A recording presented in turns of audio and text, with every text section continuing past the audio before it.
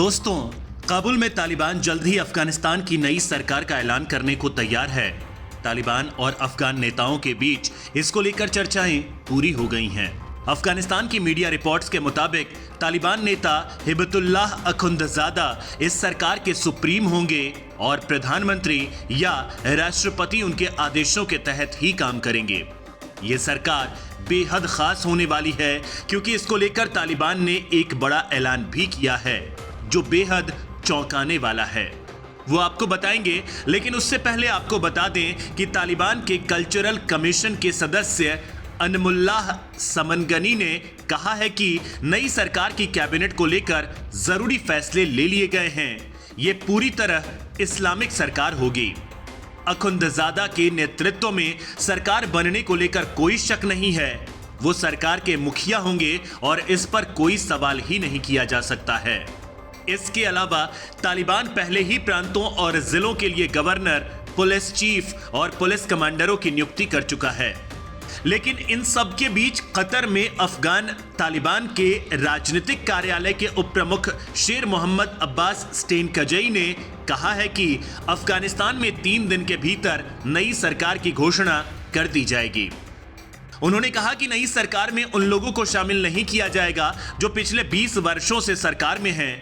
लेकिन शेर मोहम्मद ने सबको चौंकाते हुए कहा कि उनकी सरकार में महिलाओं को शामिल किया जाएगा। इतना ही नहीं, नई सरकार में बड़ी संख्या में महिलाओं को शामिल करने की बात कही गई है। हालांकि ये अभी साफ नहीं है कि वो वरिष्ठ पदों पर रहेंगी या नहीं। अब्बास स्टेनकजई ने दावा किया है कि उनकी सरकार में महिलाओं को लेकर समस्या नहीं है और महिलाएं दफ्तरों में काम करेंगी। शेर मोहम्मद ने कहा है कि हमें यकीन है कि दुनिया का हर देश तालिबान सरकार को मान्यता देगा क्योंकि 20 साल बाद अफगानिस्तान में शांति स्थापित हुई है और एक ऐसी सरकार बन रही है।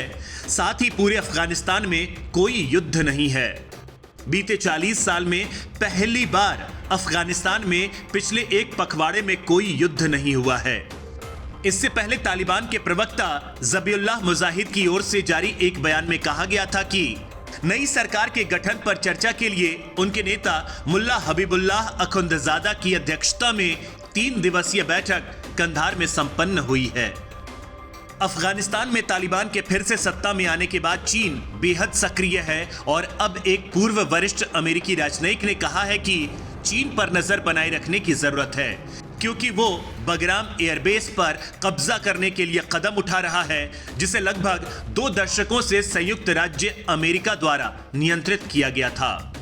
संयुक्त राष्ट्र में अमेरिका की पूर्व दूत निकी हेली ने बताया कि यह समय है कि राष्ट्रपति जो बाइडेन का प्रशासन भारत, जापान और ऑस्ट्रेलिया जैसे अपने प्रमुख मित्रों और सहयोगियों तक पहुंचे और उन्हें आश्वस्त करे कि अमेरिका उनके साथ खड़ा रहेगा। हेली ने कहा, आपको सबसे पहले तुरंत हमारे सहयोगियों के साथ जुड़ना शुरू कर देना चाहिए, चाहे वह ताइवान हो, यूक्रेन हो, इजराइल हो, भारत हो, ऑस्ट्रेलिया हो या फिर जापान हो। उन्हें आश्वस्त करें कि हम उनके साथ खड़े हैं। उन्होंने आगे कहा, दूसरा, हमें यह सुनिश्चित करने की आवश्यकता है कि हम दुनिया भर में आतंकवाद विरोधी प्रयास कर रहे हैं। जिहादियों की इस नैतिक जीत के साथ आप चारों तरफ बड़े पैमाने पर भर्ती अभियान देखने जा रहे हैं। बता दें कि काबुल पर तालिबान को कब्जा किए हुए 2 हफ्ते से भी ज्यादा का समय बीत चुका है।